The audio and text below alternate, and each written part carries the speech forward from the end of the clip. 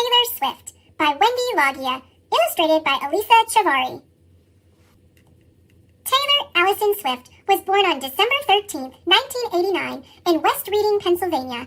Her parents named her after James Taylor, a famous musician. A lot of love surrounded Taylor and her little brother, Austin. The Swifts did many activities as a family. They spent time reading books, visiting new places, and having fun outside. Christmas was one of Taylor's favorite holidays, and what made the holiday season even more exciting was that her family lived on a Christmas tree farm. Everyone pitched in at Christmas time. Taylor's dad mowed the fields on his tractor. Taylor's job? Picking praying mantis egg pods off the trees. The Swifts didn't want anyone to get a buggy surprise on Christmas morning. I really love Christmas. I wish it was all year round. As a kid, Taylor tried lots of different things. She rode horses, she acted in plays, she wrote poetry, but when she learned how to play the guitar, she knew she had found her passion. When Taylor has a goal, nothing stops her. She was a big fan of country superstars Faith Hill and Shania Twain, and she discovered that both musicians had started their careers in Nashville, Tennessee. That was all 10-year-old Taylor needed to know. She asked her parents to take her to Nashville. She asked them every day. And finally, when she was 11, it happened. Her mom took Taylor and Austin there for spring break. They drove up and down Music Row, an area with country music recording studios and businesses. While Taylor's mom and brother waited in the car, Taylor ran into the offices of various record labels and handed out CDs she had made of her music. Taylor performed anywhere that would have her, including fairs, festivals, and ball games. But sometimes following dreams means doing things other people don't understand. Girls at school were mean to Taylor. Her classmates thought it was weird to like country music so much. This made Taylor sad, but it didn't stop her from doing what she loved. When Taylor was 13, something incredible happened. RCA Records wanted to work with her. Taylor and her family said goodbye to Pennsylvania and moved to Nashville. Her dream of being a country music star was about to come true. For Taylor, writing songs was just as important as singing them. But because she was young, the record company wanted her to sing other people's songs, and they thought she should wait until she was older before she made her own album. Taylor didn't agree. One night, Taylor performed at Nashville's Bluebird Cafe. She sang some of her own songs, and some songs from other singers. She caught the eye of a music executive in the crowd who was forming a new record label. Guess who he signed up to make an album? Taylor Swift! Taylor's debut album, Taylor Swift, came out when she was just 16. She was excited every time she heard her songs on the radio. Her next album, Fearless, was the top-selling record of the year and made Taylor a huge star. Taylor is fearless. When she went on her first concert tour, she took the music world by storm. One of Taylor's biggest strengths is storytelling. Her songs tell stories that many people can relate to. Taylor wrote all the songs on her third album, Speak Now. Listening to a Taylor Swift album is like hearing her diary being sung out loud. Many of Taylor's songs are inspired by her life, like The Best Day, a song about growing up in a loving family and having a supportive mom. Taylor and her mom, Andrea, are very close. They talk about everything. No one has known Taylor longer or knows her better than her mom. Trying new things and taking risks is important to Taylor. Even though country music was her first love, she took a big chance and recorded a pop album called 1989. And it was the best-selling album of the year. Taylor never lets anything hold her back from creating music she loves. Taylor also loves sharing things with her fans. They know that her lucky number is 13. She often hides clues and symbols in her music and videos. For a few of her albums, she surprised special groups of fans by inviting them to secret parties to listen to the album before anyone else. They got to hang out at her house, meet her family, and even bake cookies together. When Taylor likes something, she tells everyone about it. One thing she really likes? Cats! Taylor has a big reputation for speaking out against racial injustice and for encouraging people to vote. She stands up for other artists and herself, even when it's tough. She's not just a superstar, she's a trailblazer. Taylor's hard work has paid off. Her albums have sold millions of copies. She has won multiple Grammys. She's traveled around the world and made people happy with her music. What will she do next? When you're Taylor Swift, the sky's the limit. Thanks for watching. Click subscribe. 10 Lucky Leprechauns by Catherine Healing and Deborah Hembrook. Illustrated by Jay Johnson. The woods are full of leprechauns and treasures to uncover. Fiddle-dee-fizz, there's magic there is when leprechauns find each other. One leprechaun hears a nosy wee elf who's playing a squawky kazoo. Fiddle-dee-fizz, 'tis magic it is. It's leprechaun number 2. 2 leprechauns find a busy wee elf who's painting an orange spotted tree. Fiddle-dee-fizz, 'tis magic it is. It's leprechaun number 3. 3 leprechauns spy a nimble wee elf who romps on the green forest floor. Fiddle-dee-fizz, 'tis magic it is. It's leprechaun number 4. 4 leprechauns see a silly wee elf who splats in a belly flop dive. Fiddle-dee-fizz, 'tis magic it is. It's leprechaun number 5. 5 little leprechauns watch a jolly wee elf who's practicing juggling tricks. Fiddle-dee-fizz, 'tis magic it is. It's leprechaun number 6. 6 leprechauns spot a speedy wee elf who zooms by. Engines are revving. Fiddle-dee-fizz, 'tis magic it is. It's leprechaun number 7. 7 leprechauns glimpse a lively wee elf who's bouncing on the old gate. Fiddle-dee-fizz, 'tis magic it is. It's leprechaun number 8. 8 leprechauns view a frisky wee elf who's zipping through the trees on a vine. Fiddle-dee-fizz, 'tis magic it is. It's leprechaun number 9.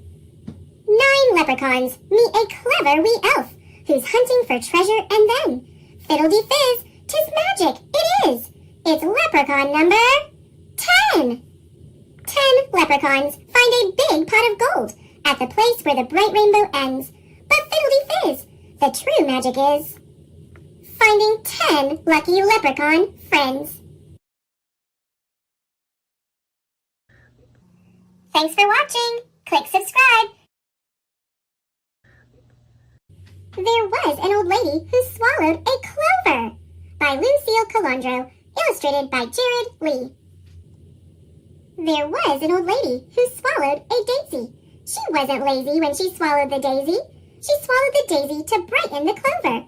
I don't know why she swallowed the clover, but she didn't roll over. There was an old lady who swallowed a butterfly. She did not sigh when she swallowed the butterfly. She swallowed the butterfly to rest on the daisy. She swallowed the daisy to brighten the clover. I don't know why she swallowed the clover, but she didn't roll over. There was an old lady who swallowed a bird. It wasn't absurd when she swallowed that bird. She swallowed the bird to glide with the butterfly. She swallowed the butterfly to rest on the daisy. She swallowed the daisy to brighten the clover.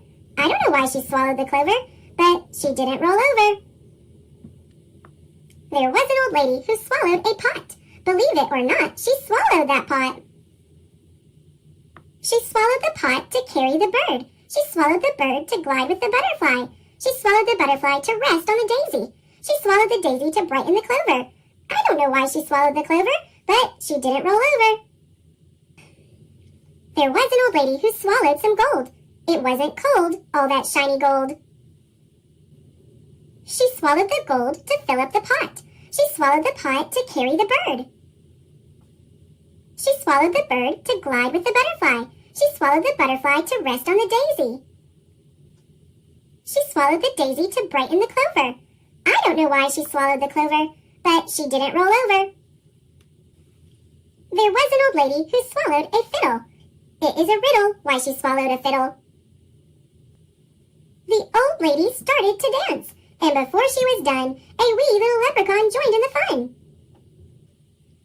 As they twirled high and low, she giggled so much, out popped a rainbow. Happy St. Patrick's Day!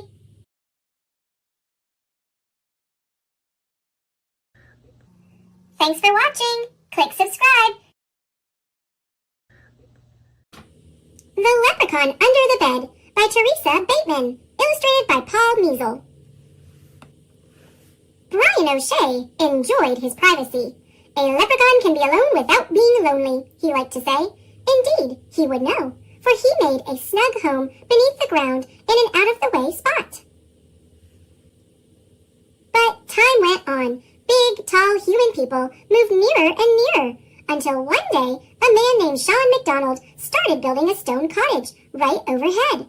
Brian tried leprechaun magic to stop Sean. He made Sean see headless ghosts and even a banshee rising from the foundation stones of his new cottage.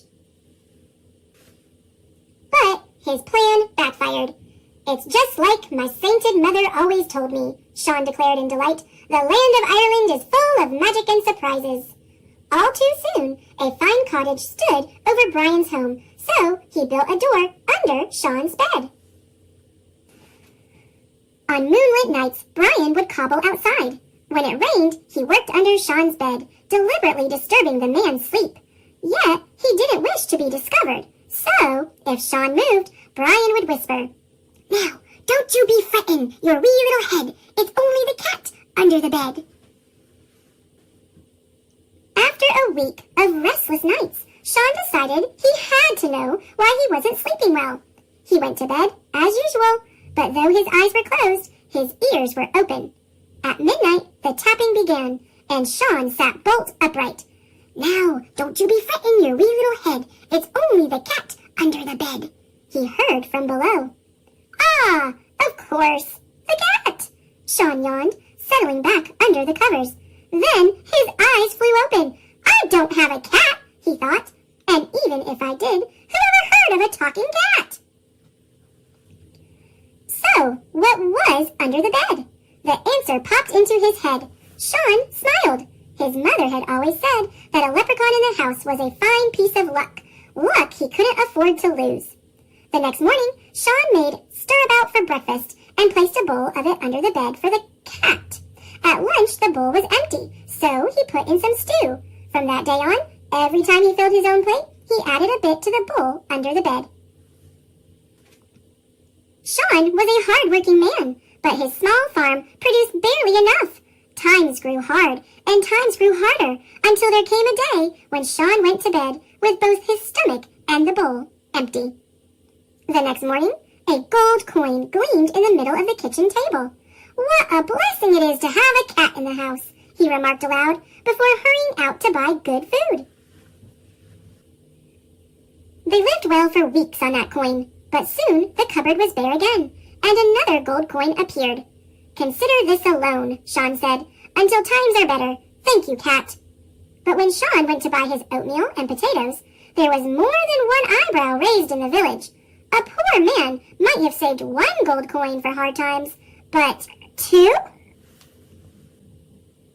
Gossip ran like water through fingers, and as it spread, it grew. Sean McDonald must have a whole chest of gold coins hidden in his cottage. What many tongues say, be it true or not, many ears hear.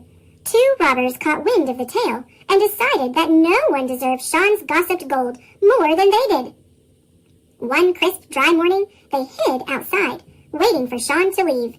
Then they slipped into his cottage, tossed the cupboards, and pried stones out of the fireplace.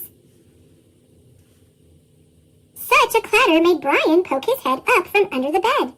He was shocked at what he saw, but what happened next was worse. The cottage door swung open as Sean returned for a forgotten tool. In no more time than it takes to tell, the robbers tied the poor man to a chair. "Tell us where you've hidden the gold," they bellowed.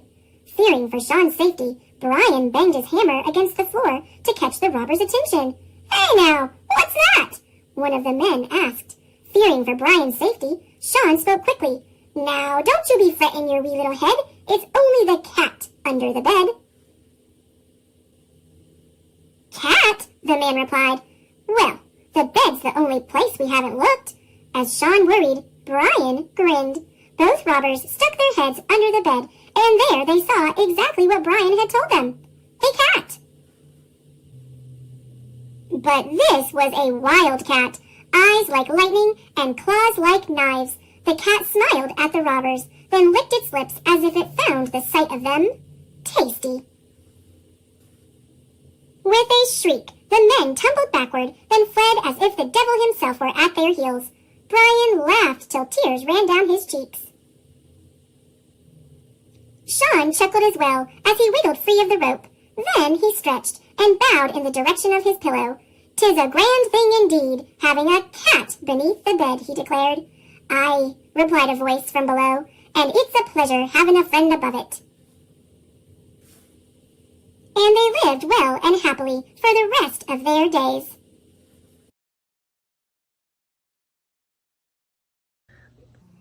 Thanks for watching. Click subscribe. The Leprechaun in the Basement by Kathy Tucker. Illustrations by John Sanford. O'Leary was a leprechaun. A long time ago, he had come from Ireland, stowed in a trunk. Now he lived in the basement of a house in Chicago. He led a quiet life. Sometimes he read the newspapers in the recycling bin. Most of the time, he just sat by his pot of gold coins, polishing them. He loved his gold. Still, once in a while, he felt a little bored. He thought that when he lived in Ireland, he used to do something else, but he couldn't remember what. "Perhaps I'm just getting old," he would say to himself, for although leprechauns never die, they do get older. Michael McKeever was the boy who lived in that house, though he didn't know O'Leary was there. It was St. Patrick's Day. That meant it was almost spring, almost time for baseball season to begin. Michael pulled his last year's baseball shoes from under the bed. He tried them on. His big toes jammed against the ends. The soles had begun to peel away. Michael's heart sank. He couldn't play ball in these shoes, but how could he ask his mom and dad for new ones? For the McKeevers were down on their luck. Michael's dad had lost his job at the computer company, and Michael's mom said they had to make do. Every day, Mr. McKeever searched for another job. At night, he came home, looking sad, and plunked himself in front of the TV. He never said, "Hey, Mike, let's go out and throw a few," the way he used to. "Michael," his mother called, "could you get my big pot? It's in the basement by the recycling bin." "Sure, Mom." His mother was making her special St. Patrick's Day dinner, corned beef with potatoes and cabbage. She said it might lift his dad's spirits.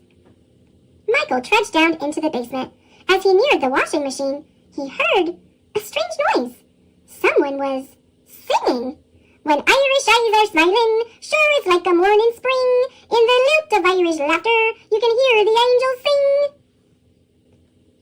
Michael peeked around the furnace. There, in the recycling bin, was a tiny old man. He jumped up and stared at Michael.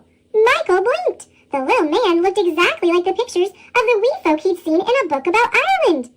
"Are you a leprechaun?" he asked. O'Leary scowled. He had a bit of a temper. "Well, I'm not from outer space."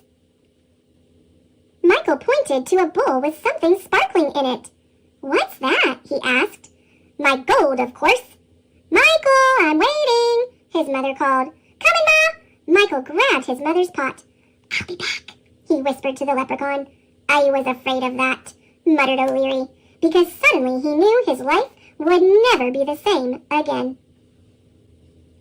At supper, Michael's dad just picked at his corned beef and cabbage. Michael could hardly eat either. He couldn't wait to talk to the leprechaun again. But after the dishes were washed, his father went down to the basement to check on the hot water tank, and there was no chance. In bed, Michael couldn't sleep. A leprechaun with a pot of gold! Why, that gold could buy all sorts of things. The hot water tank wasn't working right, his mom's bike was broken, and he needed baseball shoes. He had to have new baseball shoes. A leprechaun in the basement? Maybe their luck was going to change. O'Leary was awake too. He had always liked to sing an Irish song on St. Patrick's Day, but he could see that he had been very foolish. Now a human being knew where he was. Now there would be trouble, for humans wanted just one thing from leprechauns. They wanted gold. The next day, Michael raced home from school. His folks weren't home yet, so the coast was clear. The leprechaun was waiting. "Listen," said Michael, "my dad lost his job, and the hot water tank isn't working, and my mom's bike is broken, and I need baseball shoes." He held out his old shoes.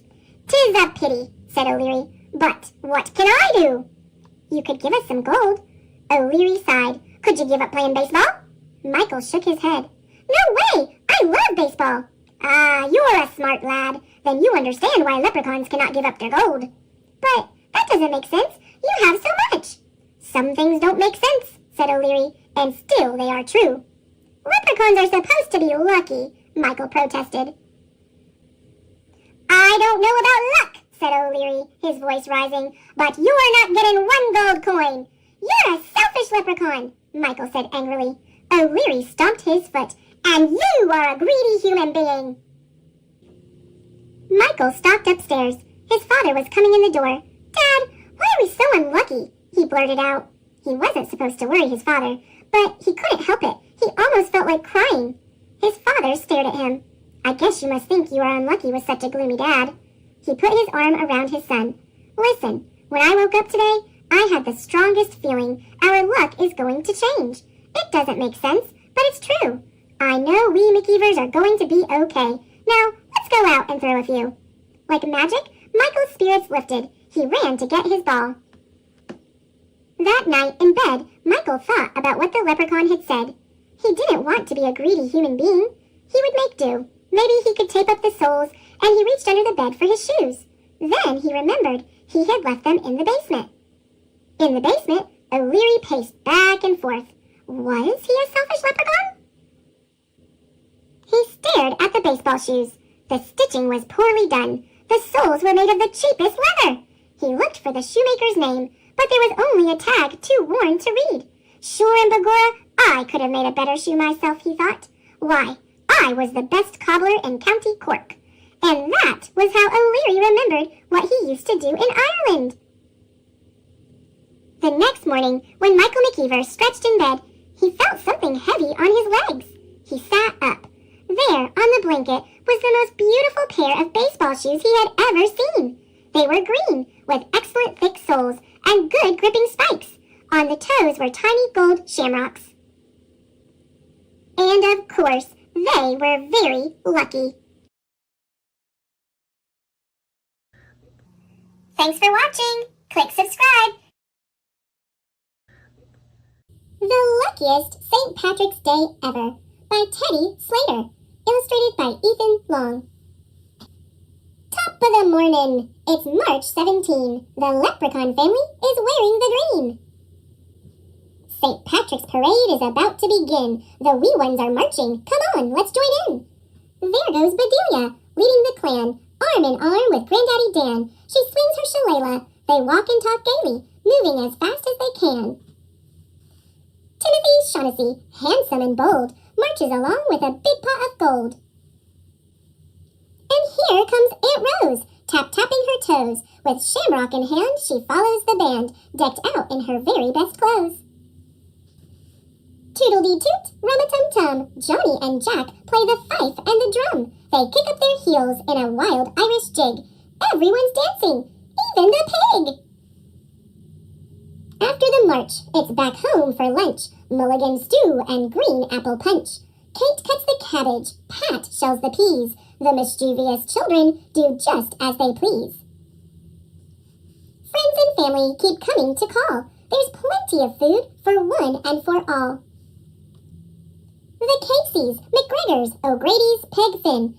Everyone's welcome. Please, won't you come in? Lassies and laddies stream through the door until there's no room for one caller more. The leprechauns crowd round the dining room table, piling their plates as high as they're able.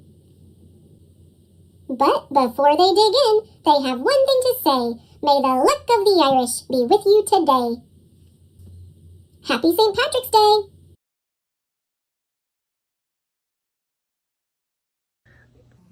Thanks for watching. Click subscribe. The Youngest Marcher by Cynthia Levinson, illustrated by Vanessa Brantley Newton. The story of Audrey Faye Hendricks, a young civil rights activist. Whenever Mike flew into town, Audrey and her mama cooked barbecued ribs, stewed greens, sweet potato souffle, and Audrey's favorite, hot rolls baptized in butter. Other folks knew Mike as Martin or Dr. King. The Hendrickses used his nickname. They did the same with other ministers too, like Fred Shuttlesworth and Jim Bevel. After Mike blessed the feast, Mama expected Audrey to keep still during supper. But when grown-ups talked about wiping out the segregation laws that kept black and white people apart in Birmingham, she just had to speak up. Audrey intended to go places and do things like anybody else. I want to eat my ice cream inside Newberry's. I want to sit downstairs at the Alabama. I don't want hand-me-down school books. But stools at the counter, plush movie theater seats, books so fresh they'd crackle when you open them, those were for white children. Hush, hissed Mama. 9-year-old children should not speak in front of company, especially ministers like Mike, Fred, and Jim, who were bringing dreams of justice. Audrey knew all about segregation. She knew to pay the driver at the front of the bus, then step off and walk around to the back door, drink from the fountain with the dirty bowl and warm water, use the freight elevator at department stores downtown. Front row seats, cool water, elevators with white-gloved operators, laws said those were for white folks. Every Monday night, Audrey and her mama and daddy and her aunts, uncles, and cousins joined neighbors and friends at Fred's church for worship, fellowship, and testimony. She sang and swayed along with the movement choir, her voice spirited and spiritual. Black and white together, we shall overcome. For once, she didn't have to keep still. Then came testimonies. White store owners won't hire me. Ku Kluxers chased me. Policemen called me names. The hateful stories made Audrey squirm. She tried to tell her mama, "That's not right." Shh! How could Mama expect her to hush? She had to make things right. But what could she do? When Mike visited Fred's church, thousands of people crowded around her to hear him preach. In a voice as taut as steel cables, as smooth as glass, he intoned, "Segregation is morally wrong and sinful. That's true." Fired up, Audrey sat taller. "An unjust law is no law at all," he proclaimed. Audrey had listened to Mike explain his plan at her supper table and knew what he meant. If a law is unjust, disobey it. Sit down inside Newberry's, picket those white stores, march to protest those unfair laws. Why, even marching was against the law. Then get arrested. "Fill the jails," Mike exclaimed. "Fill Birmingham's jails so full that policemen can't squeeze in one more person. Pack cells so tight that police will have to quit arresting people for demanding their rights." Audrey just knew Mike's plan would work. She twisted in her pew to see which grown-ups would walk down the aisle, volunteer for jail. But they mostly stayed put. Eyes staring at their feet, hands on their knees, feet, hands, and knees didn't move. "Fill the jails," Mike pleaded, meeting after meeting, but heads shook. All around her, Audrey heard, "No, best not break those segregation laws. Boss man will fire me. Landlord will evict me. Policemen will beat me." If nobody protested, Mike's plan would fail. Police could keep arresting anyone, anytime, for anything, forever. Audrey would never be able to go places and do things like everybody else. One night, Jim announced a new idea. If grown-ups won't do it, fill the jails with children. Audrey leaped to her feet. "I want to go to jail," she declared. Mama looked deep and saw that Audrey's eyes begged. "Please." "Okay," Mama said. Audrey strutted down the aisle. She was going to jail. 2 mornings later, she put on a fresh-pressed pinafore and shiny Mary Janes with turned-down socks. Protesters got to look nice. In the meantime, her daddy bought her a game to help her pass the time in jail. Her mama and daddy took her by Center Street Elementary to tell her teacher she'd be absent, maybe for a whole week. Miss Wills wrapped her arms around her. Audrey knew she was proud of her. She said goodbye to her grandparents. "You'll be fine," her grandmother said. She knew Audrey would be brave. So did Audrey. Then her mama and daddy drove her to 16th Street Baptist Church, where the children were gathering. Even before she reached the door, Audrey heard loud voices chanting freedom songs. Inside, hundreds of big kids called out to friends and crowded around signs for their high schools. Parker, Carver. Her head swiveled. Where was the sign for Center Street Elementary? She was the only protester from her school, the youngest child in the whole church, and she knew no one. Audrey huddled by her parents in the basement. But when Jim lined her up with the others 2 by 2 and the door swung open, Audrey straightened up. She was going to break a law and go to jail to help make things right. Clutching a protest sign in one hand and her game in the other, Audrey marched out the door. She stomped and sang, "Ain't gonna let nobody turn me round, turn me round, turn me round." Half a block from the church, a white policeman stopped Audrey. He pointed toward a paddy wagon.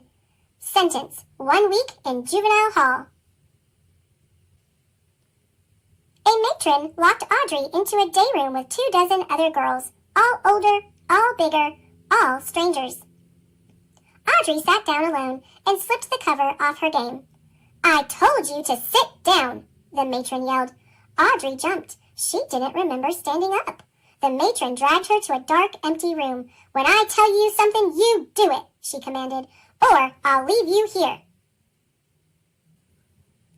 Trembling, Audrey quietly followed the matron back to the day room, put away her game, lay down her head, and cried. Jail was harder than she thought, and she wasn't fine after all. By evening, Audrey was hungry and tired. For dinner, soupy, oily, tasteless grits. At night, a bare mattress with one thin sheet for a cover. The next morning, no fresh underwear, no clean pinafore, no toothbrush. Audrey and her cellmates were let outdoors into an empty concrete pen surrounded by high prison walls. The older girls talked together. Audrey wondered what her classmates were doing. Miss Wills would be keeping them busy. On another day, Audrey was sent to a huge room and told to sit in a chair that was so high her feet dangled above the floor. 4 white men glared at her. She never talked to a white man before. "Are you against America?" one demanded to know. "No, sir," she answered politely. "What do you talk about at those meetings?" another asked. "Our freedom."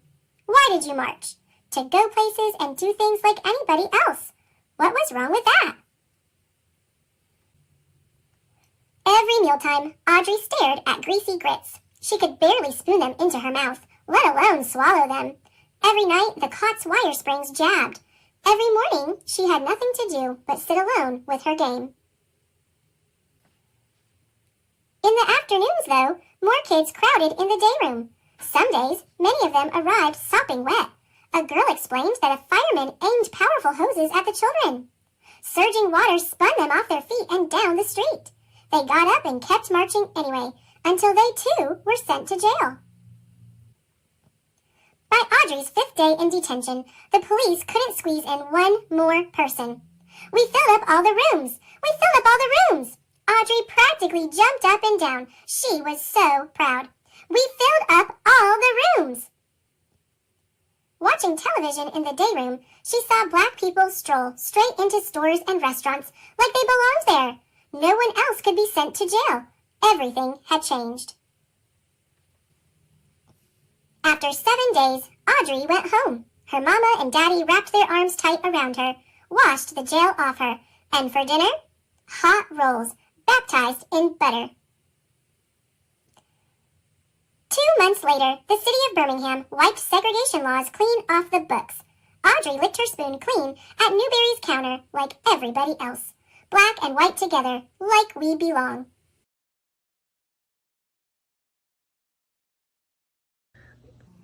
Thanks for watching. Click subscribe.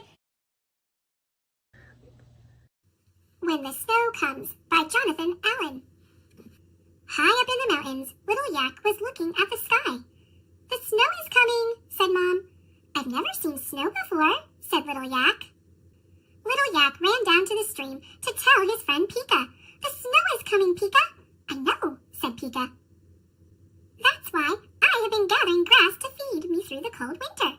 "Do yaks gather grass to eat in the winter?" asked Little Yak. "I don't think so," said Pika. Then Little Yak saw his friend Blue Thrush. "Guess what?" he said.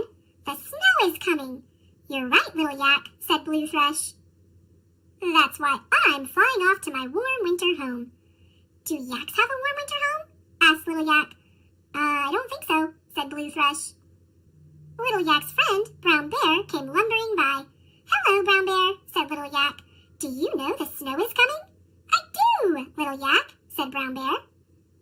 "That's why I've been eating all yaks have a long winter sleep? I don't think so, said Brown Bear. Little Yak ran back to his mom. Mom, said Little Yak, when the snow comes, do yaks gather lots of grass to feed them through the winter like Pika? No, Little Yak, said Mom. Do yaks go away to their warm winter home like Blue Thrush? Asked Little Yak. And do they put on lots of fat to last through their long winter sleep? No, Little Yak, said Mom. Well, what do yaks do when the snow comes? Asked Little Yak. We stay right where we are, said Mom. And little yaks snuggle up close to their moms. Look, Mom, it's really snowing now, cried Little Yak. Well, you know what to do, said Mom. Little Yak snuggled up close to his mom, and the snow fell all around them. Yaks are lucky when the snow comes, Little Yak said to his mom. Why are we lucky, Little Yak? Asked Mom. While all the other animals are sleeping or hiding or have gone away, said Little Yak, yaks get to see the beautiful snow.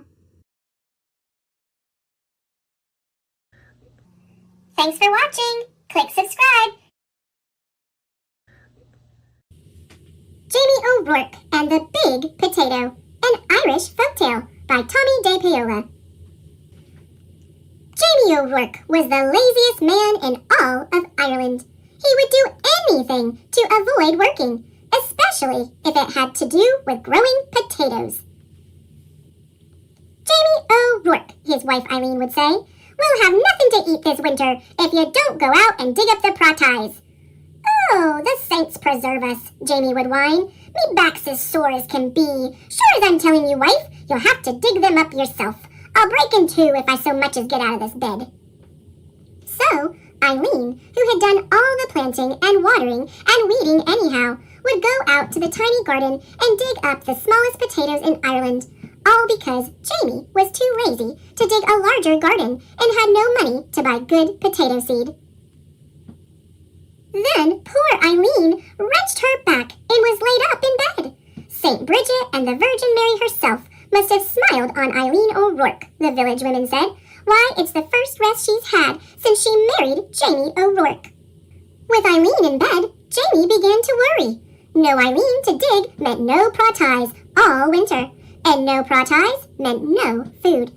Oh, poor me, wailed Jamie. I'll starve to death. I'd best go to church and confess to the Father O'Malley. There's no telling how soon old Death be a-knocking on me door. So, even though it was midnight, Jamie set out for the church. He was about halfway down the hill when he heard singing and a tap-tap-tapping sound. Sure, and I wouldn't be knowing, Jamie whispered, but I swear it's a leprechaun.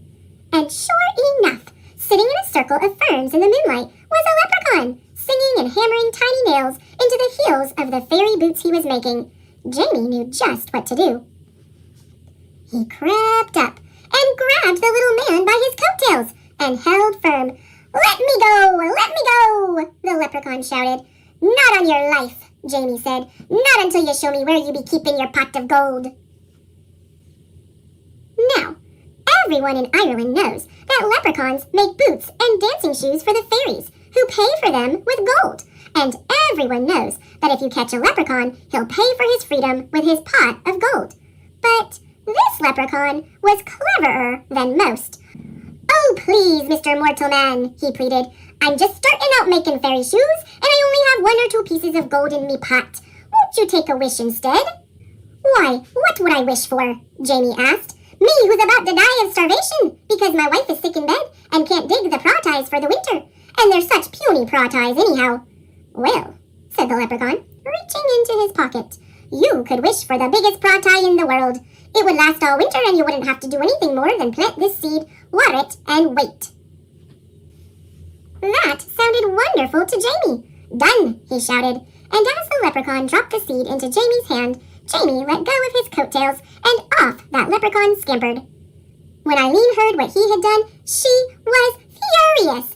Jamie O'Rourke, you're not only the laziest man in Ireland, but a fool as well, giving up a pot of gold for a pratie seed? Well, I'm going to plant this seed and water it, and you'll see, Jamie said, and out he went. And Faith, Eileen, did see. In no time at all, the biggest, finest potato plant had sprouted out of the ground, followed by the potato itself. It was so big, it pushed up not only nearly all the dirt in the garden, but the garden shed and the corner of the cottage as well. Well, surely now it's ready to dig, Jamie said proudly. He hoed all around it, but he couldn't dig that pratai out of the ground. He got a beam and a big rock and tried to pry it out. He pushed and he pushed, but it wouldn't budge. As he was pondering what to do, his neighbor passed by on his way to the village. He couldn't believe his eyes. He couldn't wait to tell everyone in the village what he had seen. And before you knew it, the hill up to Jamie's was filled with villagers coming to see the big potato.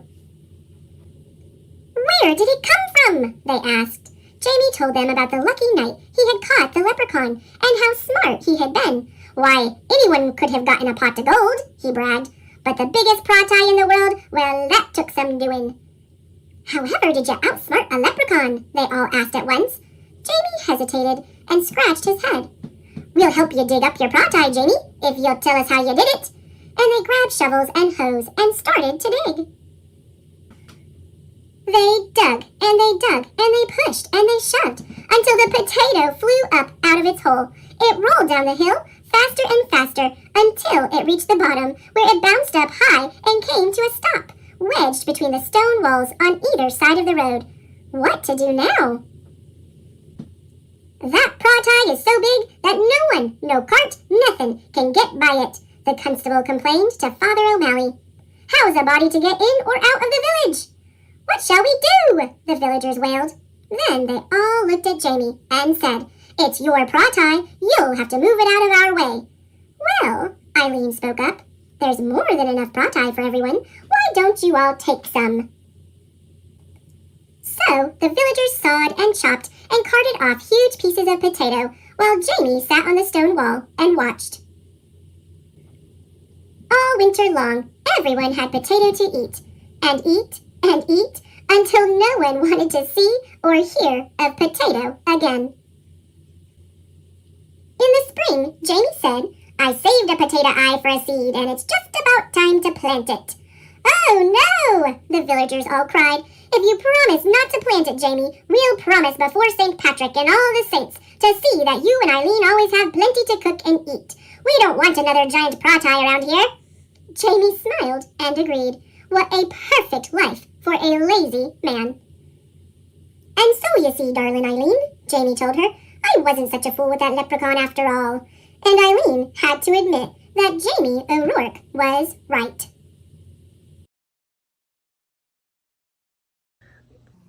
Thanks for watching. Click subscribe.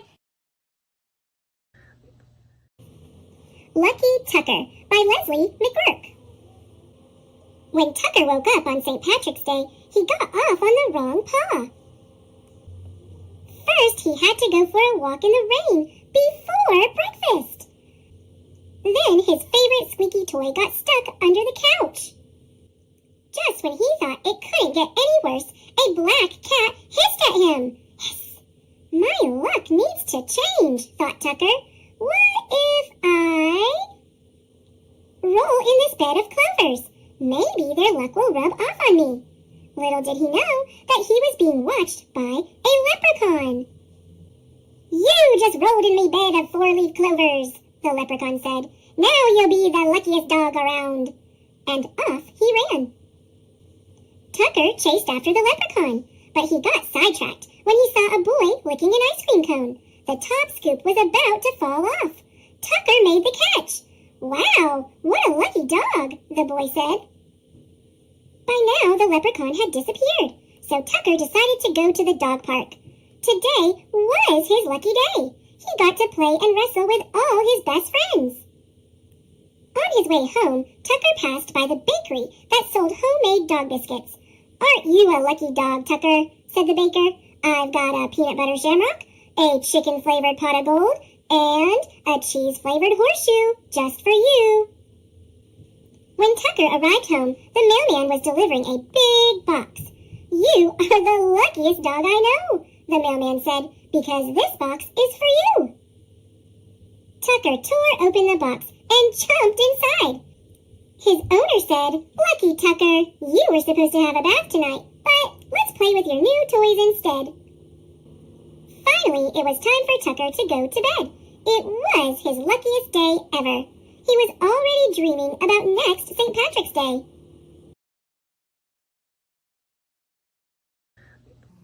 Thanks for watching. Click subscribe.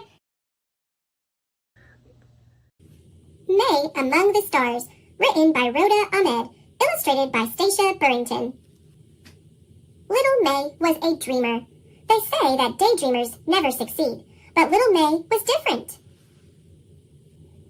One day, May was working on an assignment for school about what she wanted to be when she grew up. What will you tell them, May? I will tell them I want to see Earth. This is Earth, May, her mother said. The flowers, the grass, the forest, and the mountains. We live on Earth. I know, but I want to see Earth from out there. That's an amazing plan, little May. Then you have to become an astronaut. That way you can see Earth from space. Astronaut? Do you think I could do that? Of course you can. If you can dream it, if you believe it, and work hard for it, anything is possible. May asked her mom to take her to the library. She searched for books about space and astronauts. After dinner, May drew pictures of space, and she even made her own astronaut costume out of old orange curtains and cardboard boxes. Later, she asked her dad, "But how do I become an astronaut? It seems impossible." "You will find your way, May, because if you dream it, believe in it, and work hard for it, anything is possible." But space is so far away. It's closer than you think, little May, and you may get there sooner than you think. That night, May had a happy dream. She was dancing in space, surrounded by billions of sparkling stars. Below her, she could see Earth floating and turning like a shining crystal ball. The next morning, May told her parents about her dream. She wanted to tell everyone, and every time she talked about it, her eyes would light up. In the classroom, Miss Bell told everyone to stand in a line on the rug. Today, we are all going to share our dreams about the future. What do you want to be, and what do you want to do when you grow up? Who wants to go first? I want to be a firefighter. I want to be a teacher. Football player. I want to be a mom. I want to go to space. I want to be an astronaut. All the kids started laughing. Miss Bell asked, "May, are you sure you don't want to be a nurse? Nursing would be a good profession for someone like you." "I don't want to be a nurse. I want to be an astronaut." May felt very disappointed. On her way home from school, May was quiet. She looked out the car window. Her world turned blue and cold. Nothing was the way it used to be. At home, May started crying. "Miss Bell said I can't become an astronaut." "What a silly thing to say," said her mother. "She told me I should be a nurse instead," said May. Her mom wiped away her tears. "My dear May, I hope you didn't believe her." "Of course I believed her. She's my teacher." "I'm sorry Miss Bell didn't encourage you, but she can't stop you. No one can stop you. Follow your dream, May, and go to space." "Thank you, Mom. I promise when I get to space, I will wave to you and Dad from the spaceship." Her mom took her hand, and they started dancing. You must always repeat to yourself, "If I can dream it, if I can believe in it, and if I work hard for it, anything is possible." May went on dreaming, believing, and working really hard. And guess what? She went to space and waved to her mom and dad on Earth. Dr. May Jemison. May Carol Jemison was born October 17, 1956, in Decatur, Alabama. May always loved science. She loved being outside and looking up at the stars, knowing that one day she would travel to space. May is highly educated. She graduated from Morgan Park High School in 1973, and at the incredible age of 16, she enrolled at Stanford University, earning a Bachelor of Science degree in Chemical Engineering in 1977. After May got her MD in 1981 from Cornell Medical College, she briefly worked as a general practitioner before leaving to work with the Peace Corps as a medical officer in Liberia and Sierra Leone. When she returned home, May decided to follow her childhood dream of going to space, and she accomplished many firsts. She applied to NASA's astronaut training program and on June 4, 1987, was accepted. she became the first African American female astronaut. On September 12, 1992, May's dream finally came true when she traveled to space on the shuttle Endeavour mission STS-47. It was then that May officially became the first African American woman in space. May left NASA in 1993 and became the first real astronaut to act in an episode of Star Trek: The Next Generation. Today, she heads the Jemison Group and the Dorothy Jemison Foundation for Excellence. May speaks fluent Russian, Japanese, and Swahili.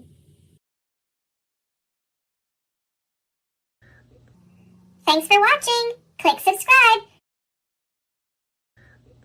Martin's Big Work. The Life of Dr. Martin Luther King Jr. by Doreen Rappaport, illustrated by Brian Collier. Everywhere in Martin's hometown, he saw the signs, white only. His mother said these signs were in all southern cities and towns in the United States. Every time Martin read the words, he felt bad, until he remembered what his mother told him. You are as good as anyone. In church, Martin sang hymns. He read from the Bible. He listened to his father preach. These words made him feel good. When I grow up, I'm going to get big words too. Martin grew up. He became a minister like his father, and he used the big words he had heard as a child from his parents and from the Bible. Everyone can be great. He studied the teachings of Mahatma Gandhi. He learned how the Indian nation won freedom without ever firing a gun. Martin said love, when others said hate. Hate cannot drive out hate. Only love can do that. He said together, when others said separate. He said peace, when others said war. Sooner or later, all the people of the world will have to discover a way to live together.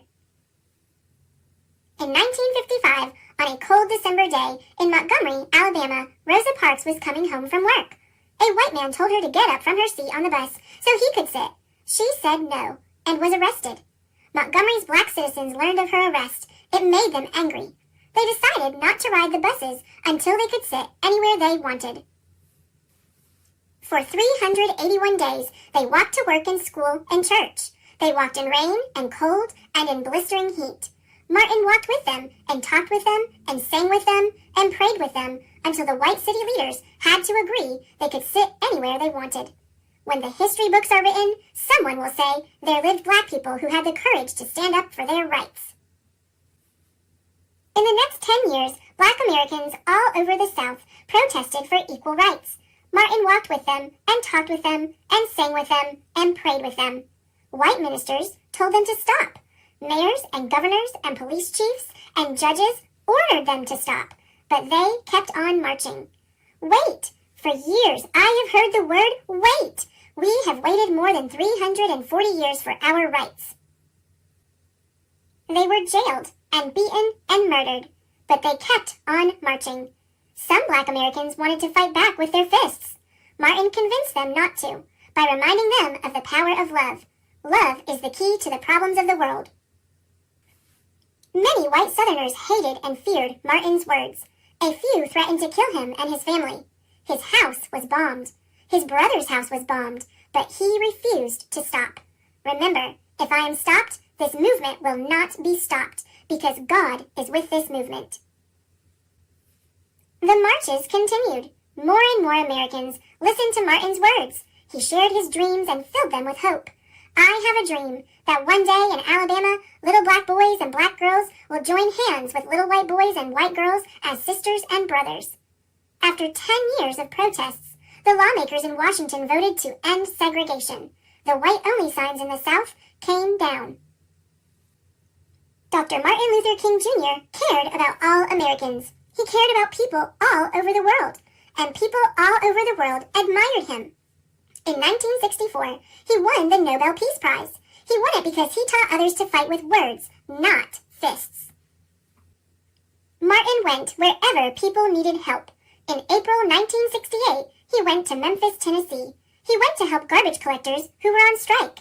He walked with them and talked with them and sang with them and prayed with them. On his second day there, he was shot. He died. His big words are alive for us today.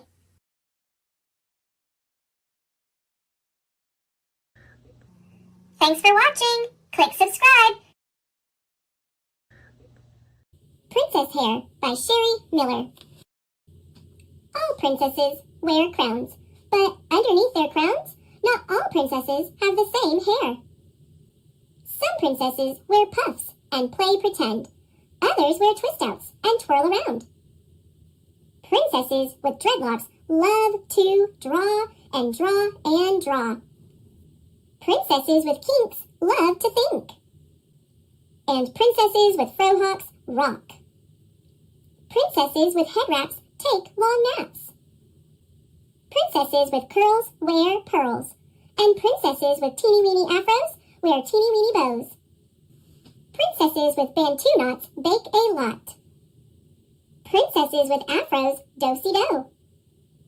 Princesses with braids throw parades. Princesses with buns love to run. Princesses with blowouts bounce and bounce and bounce. Princesses with twists wrap gifts. And nappy princesses are happy princesses. Not every princess has the same hair, but every princess loves her princess hair.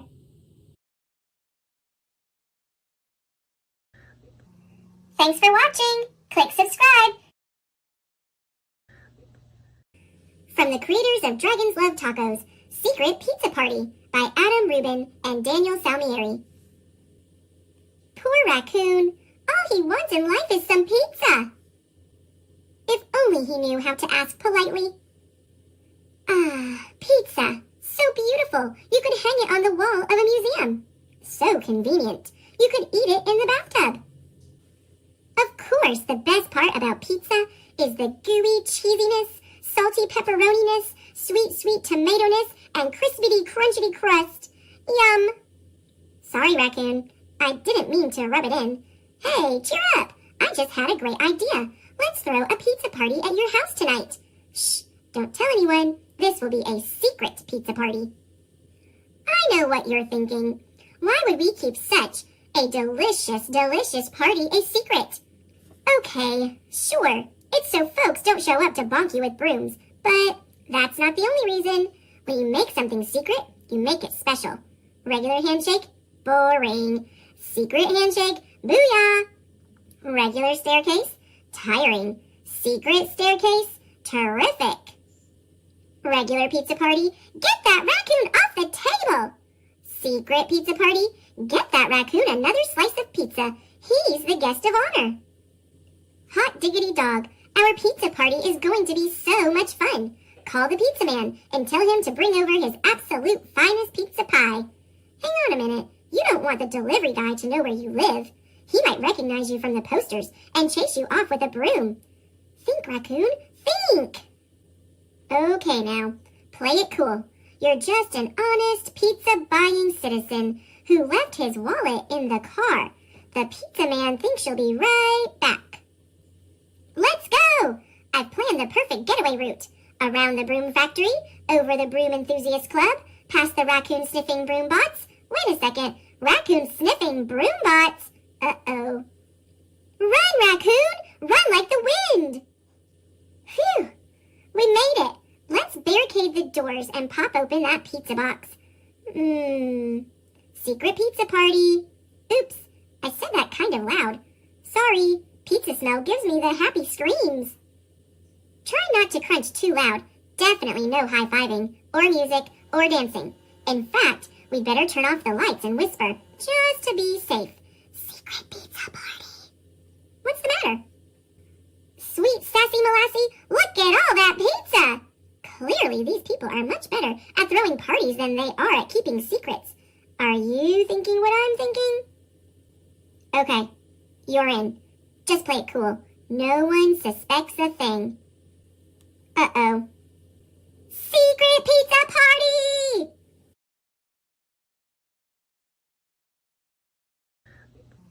Thanks for watching. Click subscribe. Slugs in Love by Susan Pearson, illustrated by Kevin O'Malley. Mary Lou loved everything about Herbie, How his slime trail glistened in the dark, how he could stretch himself thin to squeeze inside the cellar window, how he always found the juiciest tomato. Though she never spoke a single word to him, she was too shy. She thought about Herbie every morning and every night and most of the hours in between. On Monday, while she grazed in the strawberry patch, Herbie filled her mind and a love poem filled her heart. She wrote it in slime on the water can. Strawberries are red, blueberries are blue. Herbie is handsome. Love, Mary Lou. The next morning, Herbie found it. He looked around. There were already at least 60 slugs in the garden. Which one, he wondered, was Mary Lou? Herbie decided to send a message back. He wrote it on the garden hose. Mary Lou, which one are you? Meet me here at 2:30. Yours truly, Herbie. But the gardener put the hoe away in the barn, so Mary Lou never saw Herbie's message. On Tuesday, while Mary Lou was hiding from the sun in the ivy, she saw Herbie hiding under a stone, and a poem came immediately to mind. She wrote it on the wheelbarrow later that day. The sun is shining all around. It shines on field and tree. But Herbie's safe beneath a rock. I wish he'd think of me. Love, Mary Lou. Mary Lou loves Herbie, teased Jethro on Wednesday morning. Herbie blushed. Who is Mary Lou? He asked. But Jethro didn't know either. Herbie sent another message. This time he wrote it on a fence, where it would stay put. To Mary Lou, you could make my life complete. I'd love to meet someone so sweet. Tell me where and I'll be there. Sincerely, Herbie. But that afternoon it rained, and his letter washed away. Even when Mary Lou was sleeping, poems to Herbie filled her dreams. She woke early and wrote another poem on the scarecrow. Twinkle, twinkle, little star, how I wonder what you are. Herbie, Herbie, handsome slug, Mary Lou would love a hug. Love, Mary Lou. That Mary Lou is some poet, said Sammy. Do you know her? Herbie asked excitedly. I think she's the brownish one, said Sammy. All day long, Herbie searched for a brownish slug, but next to the brown dirt, they all looked a little brown. Herbie left another message on the watermelons. Your poems make me happy. Your poems make me glad. But I can't find you, Mary Lou, and that makes me feel sad. Your friend, Herbie. But Mary Lou was in the squash patch that day and didn't see Herbie's note. She left another poem behind on the zucchini. Herbie, you would make me as happy as can be if you just paid attention and please, please notice me. Love, Mary Lou. Herbie was at his wit's end. He had been noticing her. Well, her poems anyway. And he'd asked everyone he could think of if they knew her. I think she's the greenish one, said Homer. I think she's the pinkish one, said Jodelle. Maybe she's the one who likes tomatoes, said Adelaide. All slugs like tomatoes, said Herbie. But Adelaide had given him an idea. Herbie climbed to the top of the tallest tomato plant. On his way back down, he wrote a message. Look at me. I've climbed so high that I can see the world pass by. Mice and ants and old black shoe. But Mary Lou, where are you? I've left you poems near and far. Won't you tell me where you are? Love, Herbie. And that night, when Mary Lou went out to snack on a tomato, she found Herbie's message glistening in the garden. What joy! What gladness! What delight! Mary Lou could hardly contain herself as she hurried to the barn. The next morning, the first thing Herbie saw was, Your rhyme is sublime. Herbie dear, I am here. As always, when she saw Herbie, poetry filled Mary Lou's head. She said, Herbie, I am Mary Lou. We meet at last. How do you do? Herbie was tongue-tied. Suddenly he felt shy, but at last he blurted out, I am fine. Will you be mine? Mary Lou and Herbie lived happily ever after. The end.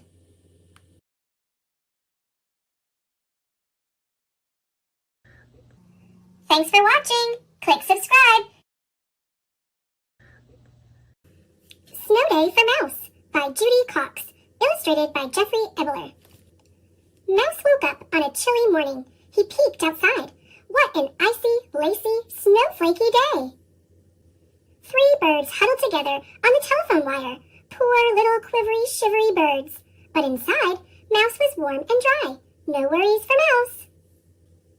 Down in the kitchen, Mom turned on the radio. Cat rubbed against her legs. Dad went outside to shovel the walk. "Snow day!" called Mom. "No school!" "Hooray!" yelled the kids. "Let's bake cookies." They mixed and baked and frosted and decorated. Then the kids bundled up in their snowsuits and raced outside. One fat, round gumdrop rolled off the table and bounced higgledy-piggledy into the corner. A treat for Mouse! Mouse crept across the floor. 1 step, 2 steps. Silent Mouse. He didn't see Cat, padding and prowling, greeny-eyed and greedy. Mouse bent to scoop up his prize. Cat crouched. Dad came in, stomping snow from his boots. "Not in my clean house," said Mom. She grabbed the broom. Snow clumps, Cat, the gumdrop, and Mouse whirled out the door. Thump! Mouse landed in a snowdrift. When he climbed out, what a sight met his eyes! Heaps of snow-like mounds of mashed potatoes, flakes of snow like powdered sugar. The chilly birds fluffed up their feathers and chirped. "Hello, birds! Have you seen my gumdrop?" The birds shook their heads. Mouse looked around. He saw a frozen puddle. An ice rink for Mouse. On tippy toes, he waltzed across, skating figure eights and bowing to the friendly birds. He didn't see Cat, ears flattened and tail twitching, hiding behind the bare rose bushes. But he did see a mouse-sized hill perfect for sledding. He slid down on a curled leaf toboggan, faster and faster, picking up speed until he landed in a heap at the bottom. He didn't see Cat, head down and tail up, ready to pounce. The little birds cheeped, "Watch out, Mouse! Run!" Plop! A dollop of snow from the telephone wire dropped on Cat's head. Cat twitched his ears and stalked away, flicking the snow from his paws. The birds cheered, "All clear!" Mouse crept out of the downspout. He rolled snowballs. He made 3 fat snowbirds and a snow mouse with a berry for a nose. The birds on the wire bobbed their heads. Now Mouse was cold. His paws were chilly. Tummy empty. Time for something sweet or crunchy. Where had that yummy gumdrop gone? "Hot chocolate!" called Mom. In ran the kids, all snow-suited, heavy-booted. Mouse scampered between their feet, undetected, unsuspected. The kitchen smelled cinnamon spicy. Mouse snacked on crumbs. Soon he was warm and not so icy, but he remembered the quivery, shivery, hungry birds. The next time the door opened, Mouse was ready. Out in the backyard, Mouse sprinkled his crumbs on the snow. Sharing, caring. "Hungry birds, come get your treat. A gift for my new friends." The snow turned pink in the sunset light. The birds chirped their thank yous. No gumdrop for Mouse, but something better. A warm and toasty feeling deep inside. Happy Mouse!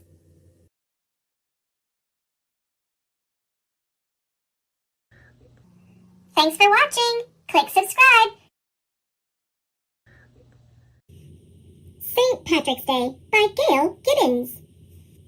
St. Patrick's Day is celebrated each year on March 17th. This holiday is celebrated by the Irish and other people in many parts of the world. They honor St. Patrick, the patron saint of Ireland. St. Patrick lived many years ago. He was born in Britain around the year 380 and raised in a Christian family. His parents didn't name him Patrick. Some people believe his name was Maewyn. While still a boy, he was kidnapped and brought to Ireland, where he was made a slave. His captors forced him to herd sheep. He prayed that God would help him. 6 years later, he escaped. After finally arriving back in Britain, he lived quietly, thought, and prayed. He realized what he wanted to do. He had dreams of returning to Ireland to teach the people about God. He went to France to study religion. In the year 432, the head of the Catholic Church, the Pope, named him Patricius, the Latin name for Patrick. He became a priest and then a bishop. At last, Bishop Patrick's dreams came true. He sailed back to Ireland and began preaching. He built churches and schools all over the country. People noticed his kind ways and trusted him. Bishop Patrick spent the rest of his life caring for the Irish people. They loved this kind man. People honor Patrick on March 17th because he died on that day in the year 461. Later, the Catholic Church made him a saint, Saint Patrick. Today, many things are done to celebrate this holiday. People go to church to give thanks to St. Patrick for his work in Ireland. People have fun, too. They dress in green to honor an ancient Irish custom. Hundreds of years ago, the people of Ireland burned branches with green leaves during the month of March and spread the ashes in fields to make them fertile and green. To wear green is to honor Ireland, the Emerald Isle. Decorations are put on doors and windows. Shamrocks appear everywhere. The shamrock is a plant that has 3 leaves and looks like a clover. It is the symbol of St. Patrick as well as of Ireland. Leprechauns are remembered on St. Patrick's Day. Long ago, some Irish folk believed in these little magic creatures. It was thought if you caught a leprechaun, you could make him lead you to a pot of gold. Leprechaun comes from the Old Irish word luchorpon, meaning wee one. People believed they were only as big as your thumb. There is the shillelagh, too. In Ireland many years ago, there was an old oak forest called shillelagh. The Irish liked to own a sprig of shillelagh, a short oak club from the forest. Often people decorate shillelaghs with green ribbons. The harp is one of the oldest musical instruments and has been popular with Irish people since early times. It serves as another St. Patrick's Day decoration. On St. Patrick's Day, people may give cards to their families and friends. People also make cakes, cookies, and goodies to share with others. Some people give flowers. Others wear green carnations or pin shamrocks to their clothes to celebrate the holiday. There may be St. Patrick's Day plays, too. Some families and friends have quiet times together in remembrance of St. Patrick. Often there are meals to share. St. Patrick's Day parties are given too. It is fun to sing Irish songs, dance Irish jigs, and play games. In many places, there are St. Patrick's Day parades. Flags flutter in the wind, pipers and fiddlers play Irish tunes. There are green hats, people in costumes, green banners, lots of green. The first time St. Patrick's Day was celebrated in the United States was in 1737 in Boston. Each year, the Irish and many other people love to celebrate St. Patrick's Day. For many people, it is a day for worship and for celebration, and if you're not Irish, to feel a little bit Irish. Legends about St. Patrick. St. Patrick and the snakes. It is said that St. Patrick got rid of all the snakes in Ireland. By beating his drum, he frightened them into the sea. Today, there are no snakes in Ireland. St. Patrick and the poison. Some people say that a wizard tried to kill St. Patrick by putting poison in his drink. St. Patrick quickly turned it into ice and tossed it from his cup. St. Patrick and his cloak. It is said that St. Patrick had a friend who borrowed his cloak. There was a big fire where the friend was staying, but he was not hurt because he was wearing St. Patrick's cloak. St. Patrick and the shamrock. St. Patrick used the shamrock to explain to people about the Holy Trinity, one God and 3 divine beings, the Father, the Son, and the Holy Spirit. Growing at his feet was a shamrock. He used this plant to explain 3 in 1 stem with 3 leaves. St. Patrick and the fish. Another legend is that each year on March 17th, fish rise from the sea. They pass before St. Patrick's altar in Ireland and then disappear back into the sea. St. Patrick and the sunset. It is said that the sun didn't set when St. Patrick died and that it shone in the sky for 12 days and nights.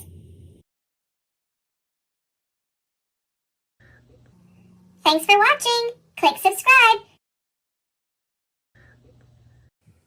A picture book of Martin Luther King Jr. by David A. Adler, illustrated by Robert Casilla. Martin Luther King Jr. was one of America's great leaders. He was a powerful speaker, and he spoke out against laws which kept black people out of many schools and jobs. He led protests and marches demanding fair laws for all people. Martin Luther King Jr. was born on January 15, 1929, in Atlanta, Georgia. Martin's father was a pastor. His mother had been a teacher. Martin had an older sister, Willie Christine, and a younger brother, Alfred Daniel. Young Martin liked to play baseball, football, and basketball. He liked to ride his bicycle and to sing. He often sang in his father's church. Martin center with his brother Alfred Daniel left and his sister Willie Christine right. Young Martin played in his backyard with his friends. One day he was told that 2 of his friends would no longer play with him because they were white and he was black. Martin cried. He didn't understand why the color of his skin should matter to anyone. Martin's mother told him that many years ago, black people were brought in chains to America and sold as slaves. She told him that long before Martin was born, the slaves had been set free. However, there were still some people who did not treat black people fairly. In Atlanta, where Martin lived, and elsewhere in the United States, there were white-only signs. Black people were not allowed in some parks, pools, hotels, restaurants, and even schools. Blacks were kept out of many jobs. Martin learned to read at home before he was old enough to start school. All through his childhood, he had read books about black leaders: Frederick Douglass, Harriet Tubman, George Washington Carver. Martin was a good student. He finished high school 2 years early and was just 15 when he entered Morehouse College in Atlanta. At college, Martin decided to become a minister. After Martin was graduated from Morehouse, he studied for a doctorate at Boston University. While he was there, he met Coretta Scott. She was studying music. They fell in love and married. In 1954, Martin Luther King Jr. began his first job as a pastor in Montgomery, Alabama. The next year, Rosa Parks, a black woman, was arrested in Montgomery. She had been sitting just behind the white-only section on a bus. When all the seats in that section were taken, the driver told her to get up so a white man could have her seat. Rosa Parks refused. Dr. Martin Luther King Jr. led a protest. Blacks throughout the city refused to ride the buses. Dr. King said, "There comes a time when people get tired of being kicked about." One night, while Dr. King was at a meeting, someone threw a bomb into his house. Martin's followers were angry. They wanted to fight. Martin told them to go home peacefully. "We must love our white brothers," he said. "We must meet hate with love." The bus protest lasted almost a year. When it ended, there were no more white-only sections on buses. Dr. King decided to move back to Atlanta in 1960. There, he continued to lead peaceful protests against white-only waiting rooms, lunch counters, and restrooms. He led many marches for freedom. In 1963, Dr. King led the biggest march of all, the March on Washington. More than 200,000 black and white people followed him. "I have a dream," he said in his speech. "I have a dream that my 4 children will one day live in a nation where they will not be judged by the color of their skin, but by the content of their character." The next year, in 1964, Dr. King was awarded one of the greatest honors any person can win, the Nobel Peace Prize. The country was changing. New laws were passed. Blacks could go to the same schools as whites. They could go to the same stores, restaurants, and hotels. White-only signs were against the law. Dr. King told his followers to protest peacefully, but there were some riots and some violence. Then, in April 1968, Dr. King went to Memphis, Tennessee. He planned to march so black and white garbage workers would get the same pay for the same work. On April 4th in Memphis, Dr. King stood outside his motel room. Another man, James Earl Ray, was hiding nearby. He pointed a rifle at Dr. King. He fired the gun. An hour later, Dr. King was dead. Martin Luther King Jr. dreamed of a world free of hate, prejudice, and violence. Carved on the stone which marks his grave are the words, "I'm free at last." Thanks for watching. Click subscribe. A Pizza with Everything on It by Kyle Scheel, illustrated by Andy J. Pizza. When your dad owns a pizza shop, you can have whatever kind of pizza you want. So when Dad asked what I was hungry for, I said, "Give me a pizza with everything on it." Dad said, "Everything?" I said, "Everything." Dad tossed the dough while I stirred the sauce. We put down 3 different kinds of cheese, then added a 4th just to be safe. Cheddar, Swiss, mozzarella, mysterious 4th cheese. We started with the basics: pepperoni, sausage, tomatoes, peppers, even those little mushrooms that look like noses. Dad said, "Perfect." But I said, "No, Dad, I want a pizza with everything on it." Dad ran across the street and came back with his arms full of groceries. Pickles, ice cream cone, boiled eggs, apple, bag of chips, an entire turkey. All of it went on the pizza. Dad said, "Perfect." But I said, "No, Dad, I want a pizza with everything on it. Dad got a mischievous look in his eyes. I knew exactly what he was thinking. Everything, eh? Everything. In a flash, Dad threw his rolling pin onto the pizza, followed by his chef's hat. I put the blender on top as Dad added a table and chairs. Books, pencils, and a notebook fell onto the pizza as I turned my backpack upside down. Dad said, "Perfect." But I said, "No, Dad, I want a pizza with everything on it." Dad said, "I think we're going to need to take this outside." Dad rolled the pizza into the street as I rode my bicycle up onto the toppings. Dad added a doghouse, then a treehouse, then a real house, then the White House. But something was about to go terribly wrong. Perhaps it was the addition of the particle accelerator, or perhaps the weight of the pizza simply became greater than what the crust could bear. Whatever it was bad. Just as Dad was pushing the wheelbarrow full of penguins to the top of the pizza, there was a loud pop, then a crunch. Then we started to fall. In the blink of an eye, the pizza began to collapse in on itself. Everything was speeding towards the center of the pizza. I grabbed Dad's hand. Dad grabbed the crust. We held on for dear life. "It's a pizza black hole!" Dad shouted. "Everything is being sucked in!" "Everything?" I yelled back. Dad gulped. "Everything." Dads are awfully strong, but black holes are stronger, especially pizza black holes. "I can't hang on anymore!" Dad yelled. Together we flew into the swirling pizza vortex. Then everything went black. And everything stayed black as burnt pizza crust. Then, boom! A pizza big bang. The universe exploded in a burst of toppings. Everything was pizza. Dad and I were launched through a pizza galaxy and into our pizza solar system. We flew towards a pizza Earth, into our pizza town. We landed back at our pizza shop, or should I say, our pizza shop. Dad looked at me. "Perfect," he said, a little unsure. Perfect. Thanks for watching. Click subscribe. Bunheads by Misty Copeland, illustrated by Sator Fiarigsby. When Miss Bradley announced they'd be performing the ballet Coppelia for the recital, everyone in Misty's class shouted excitedly and gathered around to hear their teacher tell the story of Coppelia. Misty didn't know what Coppelia meant, and she was too shy to ask, especially since it was her first ballet class ever. So, Misty took a spot on the floor, and before she knew it, she was completely entranced as Miss Bradley told the tale. Once upon a time, an odd old toy maker made a beautiful life-size doll named Coppelia.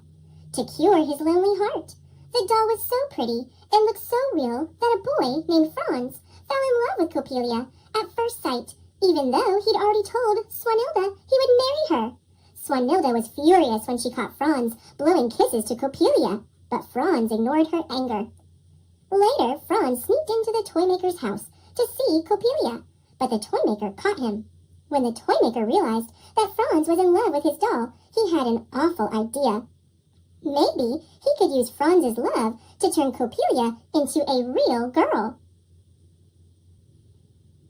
Lucky for Franz, Swanilda had also sneaked into the toymaker's house out of curiosity, and she was still hidden inside. She overheard the toymaker's evil plan and decided to dress like Coppelia to confuse the old man. Once the toymaker believed that his doll had finally come to life, Franz escaped.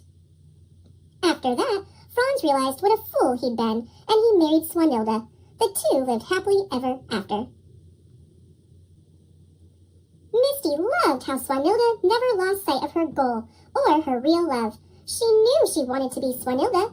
In just a few days, we will decide what roles you will dance in the performance, Miss Bradley said. Now, let's practice. First, there was a développé to tendu, front with one leg lifted forward, the pointed foot gently touching the floor. Next was the rond de jambe to tendu front, with the legs stretched straight out to the front, making big circles round and round in the air with the toes. Then it got a bit harder, with the pas de bourrée moving from side to side as one foot crossed over the other. They had such fun with the soutenu as the young dancers twirled and spun in unison. Finally, the lesson ended with simultaneous pas de bourrée again and again. Misty picked up the steps easily, following only a half second behind the rest of the class. "Have you ever danced Coppelia?" Miss Bradley asked. Misty shook her head nervously, replying, "I've never taken ballet before." "Well, you're very good," Miss Bradley said. "Come," she called to Misty, and Kat, a younger girl who was full of energy. "You two, up front." Misty could feel her heart pounding. Miss Bradley asked Kat to show Misty the dance of Coppelia. Coppelia sits in a chair on the balcony of the toymaker's house throughout the first act of the ballet. Kat held her arms in first position, then lifted her arms and turned her head like a robot, up and down and side to side. She performed the moves beautifully. When it was Misty's turn, she imitated Kat from memory. "You are both very gifted," Miss Bradley said. As soon as Misty got home, everything about the new class and the Coppelia fairy tale tumbled out of her. "I'm proud of you," Mommy said. Misty was so excited she could hardly sleep. She lay in bed thinking about the doll coming to life. Misty said her name aloud, Coppelia. It felt magical and full of mystery. The next day, Misty arrived early. Kat was there too, dancing the steps of Swanilda. Oh no! Misty didn't know if she could compete with someone so talented. Soon, Miss Bradley arrived. "Do you girls know which part you want to play in the recital?" Misty held her breath as Kat answered, Coppelia. When the other dancers arrived, filling the studio with laughter, Misty and Kat stayed close, learning from each other. Kat's movements were sharp, while Misty's were soft. They tried to copy each other's style until they were giggling. At last, Miss Bradley was ready to audition the dancers to cast the parts that everyone would play in Coppelia. Nearly all hands shot toward the ceiling to audition for Coppelia. Misty was nervous for Kat, but when Kat began to move, Misty knew no one would be able to outdance her. When it was time to dance the role of Swanilda, Misty was paired with a grinning younger boy named Wolfie, who was portraying Franz. Wolfie was on a mission to catch Misty's attention. The next day, Miss Bradley announced who would play what parts. Misty was excited when Kat got the part of Coppelia, and even happier when she won the part of Swanilda. The next few weeks were full of hard work for Misty. She had to perform both Swanilda and Coppelia when she tricked the toymaker into thinking she was the doll who had come to life. It was a lot to learn. Watching Kat dance her parts with ease made Misty try harder. They inspired each other. The night of the performance, Misty was so excited she couldn't keep still. Staring up at the heavy red curtain, Misty felt a hand on her back. "You okay?" Kat asked. Misty nodded. "I'm ready." And then the curtain was rising up and away. Bright spotlights spilled onto the stage, casting a spell of stillness that would only be broken by movement. In her tutu and braided bodice, Misty pranced onto the stage as Swanilda, with Wolfie playing the part of Franz. At last, lost in the dance, she felt the heat of the lights when she twirled and imagined she could see every face in the room, especially Mommy's. Misty smiled, proud of what she, Kat, Wolfie, and all the other dancers had accomplished together. She couldn't wait to see what they would do next.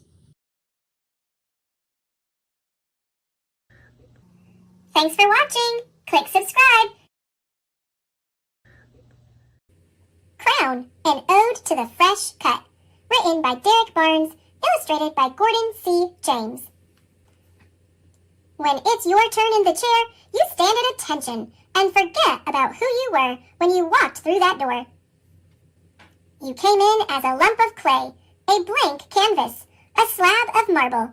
But when my man is done with you, they'll want to post you up in a museum. That's my word.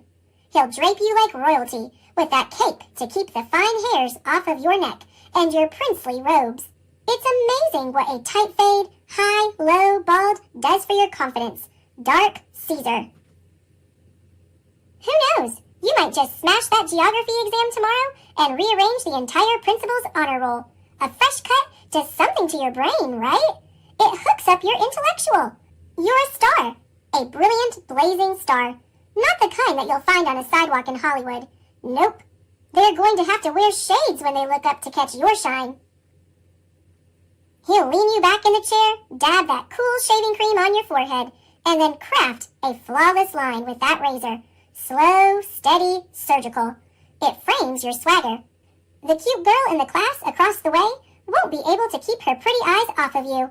Her friends will giggle and whisper, "Girl, he's so fine." Yeah, that's what they'll say. The whole school will be seasick from the rows and rows of ripples. You'll have more waves on your head than the Atlantic Ocean. Shout out to my do-rag and Patience. There's a dude to the left of you with a faux hawk, deep part, skin fade. He looks presidential. Maybe he's the CEO of a tech company that manufactures cool. He's a boss. That's how important he looks. Dude to the right of you looks majestic. There are thousands of black angels waiting to guide and protect him as soon as he steps a foot out that door. That's how important he looks. There's a dude standing in the mirror that can't get over the masterful designs crafted on the side of his dome. Everywhere he goes, people will ask for his autograph. He looks that fresh. He looks like he owns a few acres of land on Saturn. Maybe there's a river named after him on Mars. He looks that important. There are two dudes, one with locks, the other with cornrows, and a lady with a butterscotch complexion. And all they want is a shape-up, tapered sides, a trim, and a crisp but subtle line. And sometimes in life, that's all you ever need, a crisp but subtle line. When your barber is done, you'll feel like $1 million and some change. When his fingertips hit you with that apple green alcohol or that witch hazel, it'll sting, but not like a scorpion or a hornet, more like an electric stamp of approval. And when you see the cut yourself in that handheld mirror, you'll smile a really big smile. That's the you that you love the most. That's the you that wins everything. That's the gold medal you. Every person in the shop will rise to their feet and give you a round of applause for being so fly. Not really, but they'll look like they want to. You'll see it in their eyes. It's the look your English teacher gives you when she hands you your last test with a bright red 97 slapped on it. It's how your mother looks at you before she calls you beautiful. Flowers are beautiful. Sunrises are beautiful. Being viewed in your mother's eyes as someone that matters? Now that's beautiful. And you'll take it. You don't mind at all. Finally, he'll remove your cape, then swipe you down with a brush made from a golden horsetail. You'll put the money in his hand without even expecting change back. Tip that man. Tip that man. It was worth it. It always is. You know why? Because you'll leave out of the shop every single time feeling the exact same way. Magnificent, flawless, like royalty. Hello, world.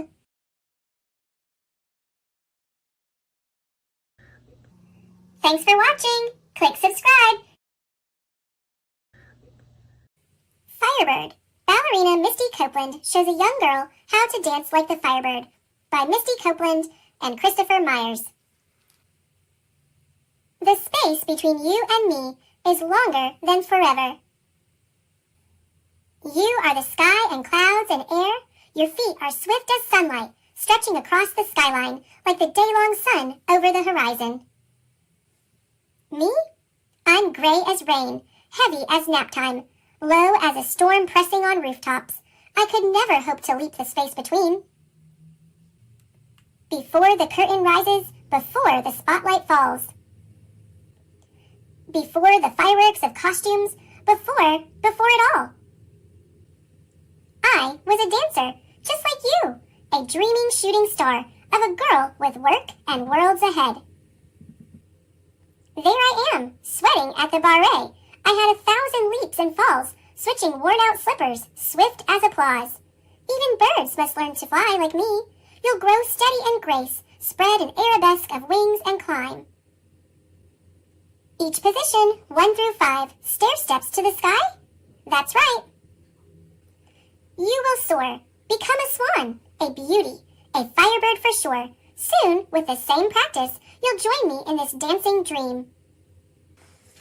In a pas de deux, a music box for two, we will wrap our hearts careful as ribbons on point shoes.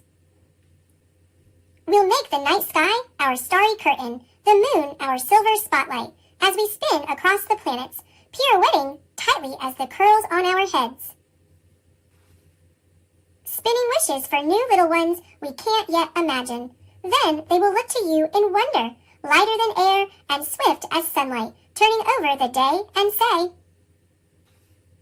"The space between you and me is longer than forever, and I will show them that forever is not so far away." Dear reader, I was once a little girl searching for my voice. Quiet, scared, unique, yet alive and vibrant. I struggled, caught among 5 siblings, desperate to be noticed. I never felt that I fit in anywhere, not even at home, surrounded by my family. My discovery of movement became my saving grace. When I was introduced to ballet, it was like finding the missing piece to my puzzle. I danced my worries and fears away. The beauty of dance is being a part of something that is all of you, from creation to performance. You hold the power of your instrument. That instrument comes in all shapes, sizes, and colors. That instrument is your body, soul, and heart. That instrument is you and me. But when I opened up ballet books, I didn't see myself. I saw an image of what a ballerina should be, and she wasn't me. Brown with tendrils sweeping her face. I needed to find me. This book is you and me. I want to expand the idea of beauty and art. Raven Wilkinson, African-American ballerina with the Ballet Russe de Moncarlo, and other amazing women took my hand and led me. Now it is my turn to lead others. This book is bringing my existence and non-existence as a young girl to life, showing other girls and boys that they're not alone. They too can find their voice, their wings, their missing piece. My hopes are that people will feel empowered to be whatever they want to be, to feel that they have no limits, just endless dreams that are reachable. No matter what that dream is, you have the power to make it come true with hard work and dedication, despite what you look like or struggle with. I hope to pave a more definitive path than the one that was there for me, but was just a little too hidden. I want to bring many with me to trace and create an even more vivid road of acceptance of yourself and from others. Join me. Sincerely yours, Misty Copeland.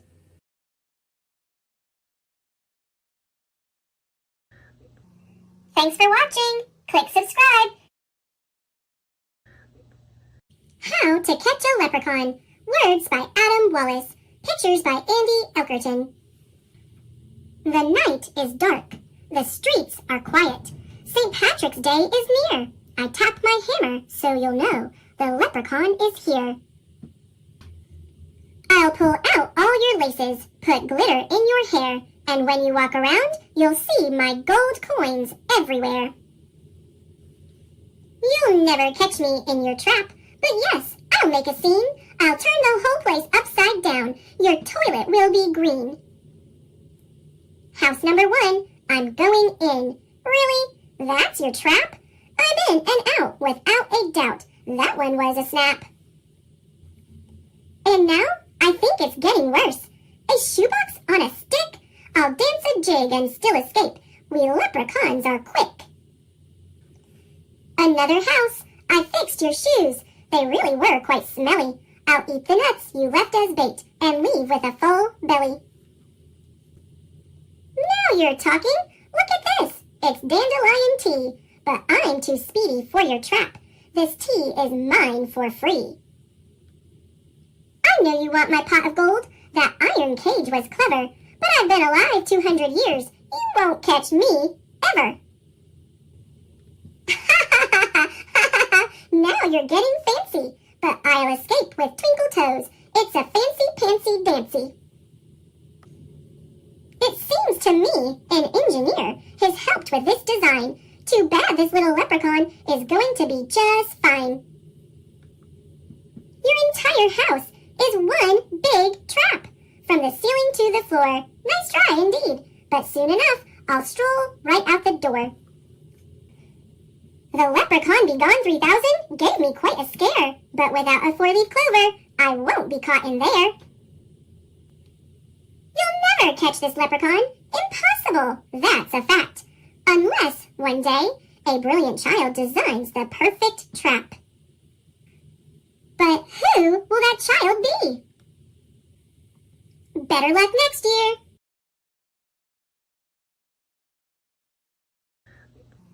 Thanks for watching! Click subscribe! I Am Brave, a little book about Martin Luther King Jr. by Brad Meltzer, illustrated by Christopher Eliopoulos. I am Martin Luther King Jr. Come dream with me. A dream is an adventure that you build inside your mind. Can you count all of my books? My dreams grew big with books, even as a kid. I knew words had power. Start with hope, add some faith. You'll be amazed at what you'll find. Give a hug to someone you love. My family taught me it's better to have more love in your life, and that you must never feel that you are less than anyone else. My dreams are of love, of making peace and shining bright. Lift those who are around you. Be brave and do what's right. Until justice runs down like water and righteousness like a mighty stream. Back then, not everyone was allowed to sit at the front of the bus. To protest those rules, one of my first big speeches demanded that people be treated fairly. One day, you will help others. One day, you'll take a stand. Hold hands. We're all sisters and brothers. It's how we'll reach the promised land. At the March on Washington, thousands of people came together to demand that everyone be treated equally. Be brave, my little dreamer. We need you more than ever. The very best dream of all is the one we dream together. I am Martin Luther King Jr., and I know nothing can stop our dream. Thanks for watching. Click subscribe. I Am Enough by Grace Byers. Pictures by Keturah A. Bobo. Like the sun, I'm here to shine. Like the voice, I'm here to sing. Like the bird, I'm here to fly and soar high over everything. Like the trees, I'm here to grow. Like the mountains, here to stand. Like time, I'm here to be and be everything I can. Like the champ, I'm here to fight. Like the heart, I'm here to love. Like a ladder, here to climb, and like the air, to rise above. Like the wind, I'm here to push. Like a rope, I'm here to pull. Like the rain, I'm here to pour and drip and fall until I'm full. Like the moon, I'm here to dream. Like the student, here to learn. Like the water, here to swell. Like the fire, here to burn. Like the winner, I'm here to win. And if I don't, get up again.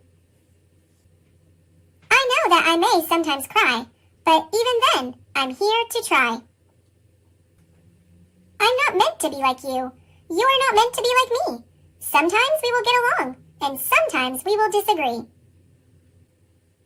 I know that we don't look the same. Our skin, our eyes, our hair, our frame.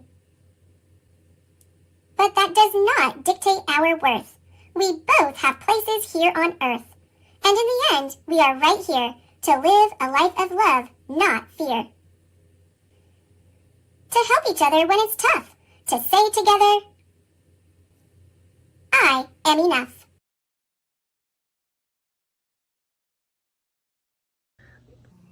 Thanks for watching. Click subscribe.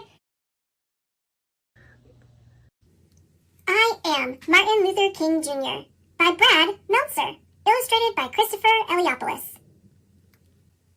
I am Martin Luther King Jr. When I was little, I used to get into a lot of accidents. One day, my little brother hit me in the head with a baseball bat. 2 other times, I mistakenly got knocked over by a car. Another day, I tumbled over our banister, then bounced through an open door into the basement. No matter how many times I fell, I kept getting back up. Whoa! Amazing fall! You okay? Bam! I'm okay! Even before I could read, I knew I liked books. My dad always talked about how I kept a lot of books around me. I used to tell my parents, there is a power in words. Big words were in future. When I grow up, I'm going to get me some big words. When I was 6 years old, one of my best friends was a boy whose father owned a store across the street. My friend was white. I was black. It didn't matter to us. We would play games and have fun together. Tag, you're it. No, you're it. No, you're it. No, you're it. But when we started going to school, everything changed. He went to a school where all the kids were white. I went to a school where everyone was black. Soon after, he told me, I can't play with you anymore. Why? My dad said so. He doesn't want us being friends. But why? You're one of my best friends, aren't you? Aren't you? I didn't understand. It didn't make sense. At dinner, my parents explained, it's because you're black and he's white. I was so mad that day. How could someone treat me differently just because of the color of my skin? I wanted to hate my friend and his father. But my parents told me to do the opposite, that I should love my friend, even though he hurt me. They taught me that it's better to have more love in your life than more hate. Then, my mother taught me one of the most important lessons of all. You are as good as anyone. You must never feel that you are less than anyone else. I wanted to believe it, but every day I saw the opposite. I saw you could be treated unfairly just because of the color of your skin. If you were white, you went to a good school with great playgrounds and plenty of books. If you were black, your school was small, sometimes with no desks or even windows. Check it out! A playground! Check it out! Where's our playground? It wasn't just the schools. Black people had to use different water fountains, different elevators, even different bathrooms. In fact, on a hot day, when everyone wanted ice cream, if you were white, you could sit at the counter and eat from a nice dish. But since I was black, if they served me at all, it was through a side window, and they put my ice cream in a flimsy paper cup. This ice cream is perfect! This ice cream is melted. It got even worse when I was 14. I had just won a speech competition. My speech was about being fair to all people. I was so excited. Then, on the bus ride home, a few white people got on board. At first, I stayed put. It didn't seem fair, but my teacher convinced me to move. We spent the rest of the ride standing and getting tossed in every direction. Every day, this is what life was like. Black people were treated terribly. The only question was, you need to give up your seat to the whites. It was the angriest I had ever been. What could I do about it? At the age of 15, I started college. By 19, I became a minister and entered seminary school to study religion. Over those years, I read the works of Henry David Thoreau and Mahatma Gandhi. Thoreau taught me about civil disobedience, how an evil system could be changed without violence. Gandhi opened my mind to the power of love. Nonviolent resistance? What's that? It's using love and peaceful methods to change unfair things in society. It was a lesson I wanted to share with everyone. In no time at all, I got my chance. In Alabama, a black woman named Rosa Parks was told to give up her bus seat to a white man. It was just like what happened to me. But unlike me, Mrs. Parks refused. She was arrested. Early the next morning, I got a phone call from a local community leader. It's time to take a stand. We should boycott the buses so everyone knows that we won't accept this treatment anymore. You know that's not going to be easy. Do not ask if it's easy. Ask if it's right. It was just like Thoreau taught. Instead of using violence to protest the unfair rules, black people would use a peaceful method. We would not ride the public buses. Without our money, the bus companies would go out of business. Now the only question was, would it work? On the first day of the protest, my wife called me to the window. The buses are all empty. It's working. We had to keep it going. As the head of the bus boycott, I gave one of the most important speeches of my life. The room was packed. Camera crews were filming. I had only 20 minutes to prepare. I didn't use notes, but by speaking from my heart, I found out how big words can be. We are determined here in Montgomery to work and fight until justice runs down like water and righteousness like a mighty stream. When the history books are written in the future, somebody will have to say there lived a race of people, a black people, who had the moral courage to stand up for their rights. The police put me in jail, saying I was breaking the law. Other folks bombed my house, but instead of using my fists, I kept my calm. Don't you want to fight back? I am a man of nonviolence, and I know that I do not stand alone. We are with you all the way, Reverend. If no one rides these buses, we'll go out of business. You're finally getting that, huh? For more than a full year, every black person in the city, and some white people too, refused to ride the buses. That meant some people had to walk for miles, but they kept going. There was a power in standing together. Eventually, our peaceful protest worked. The rules were changed. Public buses could no longer separate people based on the color of their skin. That was only the beginning. Soon, our peaceful protests sparked other peaceful protests. At lunch counters, college students organized sit-ins where they would not stop until everyone could eat together. Our methods of nonviolence were so powerful, I was invited to meet the president at the White House. But sometimes, the hardest problems were right at home. Daddy, look, an amusement park. Please, can we go? I'm sorry, Yogi, we can't. Funtown is not open to black people. Seeing my daughter cry was one of the most painful moments of my life. It only made me work harder for change. Was it easy? Absolutely not. During one protest in Birmingham, Alabama, the police again arrested me and locked me in a dark jail cell that had only one window. Someone slipped me a newspaper in which white religious leaders had written an article calling us lawbreakers. Someone then snuck me a pen. In that jail cell, I wrote my own response in the margins of the newspaper and even on toilet paper. My letter from Birmingham jail was soon published as a pamphlet. Then, it was in magazines and newspapers. Today, it has been read by millions of people. Like I said, it is amazing how big words can be. Our message was so important, even kids your age joined us.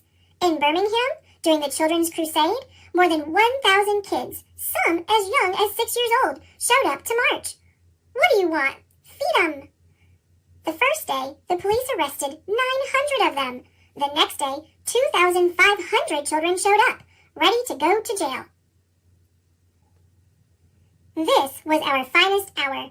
Enraged that we were not giving up, the chief of police told the firemen to spray the children with water hoses and attack them with dogs. They thought it would stop us, but instead, as the whole country watched on TV what they were doing to our children, it was a wake-up call for the nation's conscience. How can they treat little kids like that? That's not right. We need to help them. 90 days later, the rules began to change. Now blacks and whites in Birmingham were using the same lunch counters, water fountains, and restrooms. You could feel it in the air. More change was coming. Freedom was contagious. By the summer of 1963, an estimated 1 million Americans held their own protests in cities across the country. A man named A. Philip Randolph suggested a massive march. If we march together peacefully, they won't be able to ignore us. Together we can convince Congress and the President to pass laws so that no one in America can treat people differently based on skin color. I like the idea. Where should we have it? There's only one place. People came from almost every state. They came in nearly every form of transportation. They even took off work and did not get paid just to be there. Old people, young people, black people, white people, even children like you. They all came to Washington, D.C., gathering in a righteous army. Why? Because they wanted a change, and they knew the surest way to change the world is to stand together. I am happy to join with you today in what will go down in history as the greatest demonstration for freedom in the history of our nation. On August 28, 1963, I stood at the podium and spoke what some later called my biggest words of all, March on Washington for Jobs and Freedom. I have a dream that my 4 little children will one day live in a nation where they will not be judged by the color of their skin, but by the content of their character. I have a dream that one day, little black boys and black girls will be able to join hands with little white boys and white girls as sisters and brothers. Let freedom ring. From every mountainside, let freedom ring. After the March on Washington, the President and Congress passed new laws for civil rights, but that didn't mean our work was done. Indeed, our greatest battle was still to come. It began with 600 activists as they tried to walk 54 miles from Selma, Alabama to the state capital of Montgomery. Back then, there were rules that stopped black people from voting. If you want to change the laws, you have to be able to vote for new people who make the laws. The police had billy clubs and tear gas. They attacked our group and knocked many people down. But as I learned so long ago, you have to get back up. No matter how hard they hit us, we remained peaceful. Still, we didn't get through. We're marching to tell the governor we want voting rights. This brutally must end. No matter what, don't let them pass. 2 days later, we tried again. Now there were 2,500 of us. We will get to Montgomery. No, you won't. I promise you won't. Once again, we tried. Once again, we did not get through. Did we give up? What do you think? It was Sunday, March 21st, 1965, our third try. Now we had 8,000 people with us. We are on the move. We shall overcome. Check out the crowd.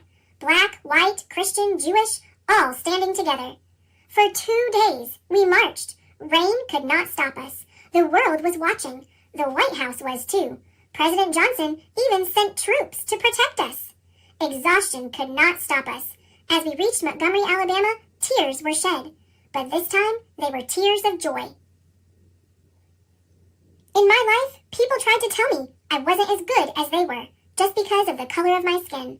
When someone hurts you like that, it can be tempting to hurt them back. You must refuse. When someone shows you hate, show them love. When someone shows you violence, show them kindness. To reach our goals, we must walk the path of peace. We must lock arms with our brothers and sisters. We must march together. When we do, our voices will be heard, and freedom will ring. Remember Funtown Amusement Park? Its doors eventually opened to black people, and Dr. King got to take his daughter. Did you know that he was the youngest person to win the Nobel Peace Prize at that time? Just 35 years old. He donated the prize money to the civil rights movement. He said that the prize was the work of many other unsung heroes. He fought against poverty, too. There's even a national holiday for him, the third Monday of every January. Only Washington and Lincoln get a day like that, and they share theirs.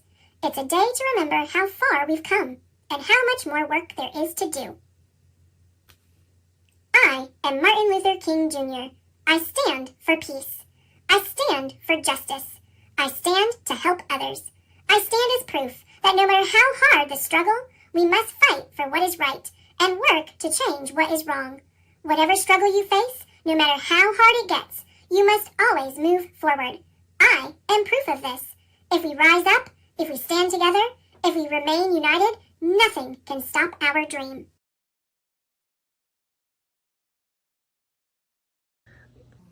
Thanks for watching. Click subscribe